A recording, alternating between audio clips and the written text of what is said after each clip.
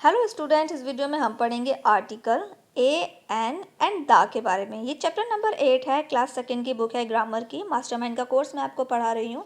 हम 7 चैप्टर तक class videos में कंप्लीट कर चुके हैं। डिस्क्रिप्शन बॉक्स में आपको लिंक मिल जाएगा, आप चेक कर लीजिएगा। चैप्टर को समझते हैं पहले कि जो हमारा ए है, एन है और दा है, ये कहाँ कहाँ पर यूज़ होते हैं।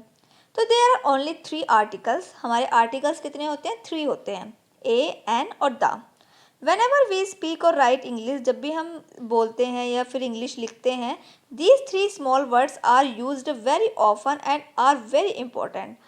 Note, we say an R, we pronounce R as R. तो आपने देखा होगा, अगर हम बोलेंगे HOUR तो हम अगर लिखते हैं HOUR, लेकिन जब हम मुंह से बोलेंगे तो साउंड होगा OUR R. H in R in silent, तो जो H है वो साइलेंट हो जाता है। So our begins with the vowel sound. Now look at the noun uniform. तो uniform में अब क्या कर रहे हैं? The U is uniform read as yo. Therefore uniform begins with the consonant sound. हम कैसे यूज़ करते हैं? हम Y से uniform यूज़ करते हैं। यूज अ ए। अब ए कहाँ कहाँ यूज होगा? The article a is use before singular countable noun and which begin with consonant sounds. तो ए हम यूज करेंगे जहाँ पर जो साउंड है वो कॉन्सोनेंट का होगा। ये तो आपको पता है कि जो वोवल साउंड होते हैं, ए, ई, आई, ओ, यू के जो साउंड होते हैं वो होते हैं वोवल्स, लेकिन कॉन्सोनेंट का अगर साउंड्स होगा तो वहाँ पर हम ए का यूज़ करेंगे। जैसे कि दिस इज़ अ रैट, तो रै यानी कि रैट, रै क्या है हमारा? ये हमारा कॉन्सोनेंट है, तो यहाँ पर हम ए का यूज़ करेंगे। I have a bunch of grapes. अब देखिए ए एन, एन का यूज़ हम कहाँ करेंगे? The article a an is used before singular countable noun. ये भी सिंगुलर और काउंटेबल नाउन्स में ही यूज़ होता है, लेकिन साउंड जिसमें वोवल्स का आता है। जैसे दिस इज़ एन एग, तो ए साउंड हमारा ई का साउंड क्या होता है? ए होता है। और ए हमारा क्या है? ए हमारा वोवल है। अगर वोवल साउंड है, शुरू के साउंड को हमें देखना होता है। अगर वोवल साउंड है तो फिर हम यहाँ पर ए एन एन यूज़ करेंगे। ही हैज़ एन एप्पल, तो अ हमारा क्या है? ये हमारा वोवल साउंड है, तो इसीलिए हम यहाँ पर ए एन का यूज़ करेंगे। अब दा कहाँ यूज़ करेंगे? We use the before some proper noun is used before the name of ocean, seas, river, famous building and things. जब भी हम किसी फेमस चीज़ के बारे में बात करेंगे या फिर ऐसी चीज़ के बारे में बात करेंगे जो एक ही है, तो वहाँ पर हम दा का यूज़ करेंगे।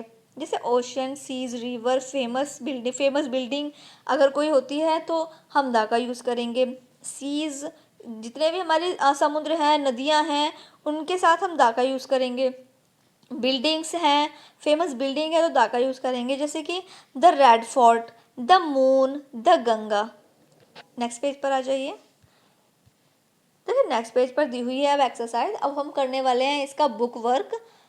फर्स्ट में करना है हमें टिक द करेक्ट आर्टिकल।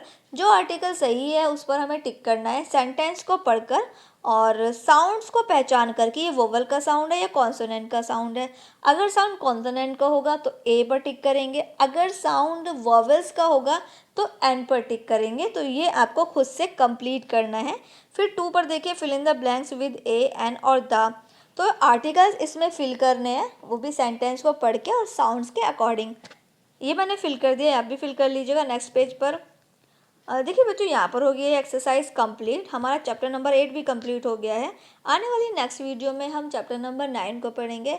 अगर आप ग्रामर इजीली पढ़ पा रहे हैं मेरी वीडियो से, तो मेरी वीडियो को लाइक करना मत भूलिएगा और बच्चों को भी शेयर कीजिएगा, जिससे कि और बच्चे भी अपनी स्टडी कर पाएँ, बुक वर्क फिल कर पाएँ, बुक वर्क को समझ पाएँ, लेसन को समझ पाएँ। अगर टीचर्स मेरी वीडियो देख रहे हैं तो आप अपने स्टूडेंट्स को मेरी वीडियो को सजेस्ट कर सकते हैं। चैनल को शेयर कीजिए उन बच्चों को जो बच्चे सिलेबस पढ़ रहे हैं मास्टरमाइंड का, और जीनियस जैम्स की भी ऑर्किड की भी सॉल्यूशंस पड़े हुए हैं, आप प्लेलिस्ट में चेक कर लीजिएगा।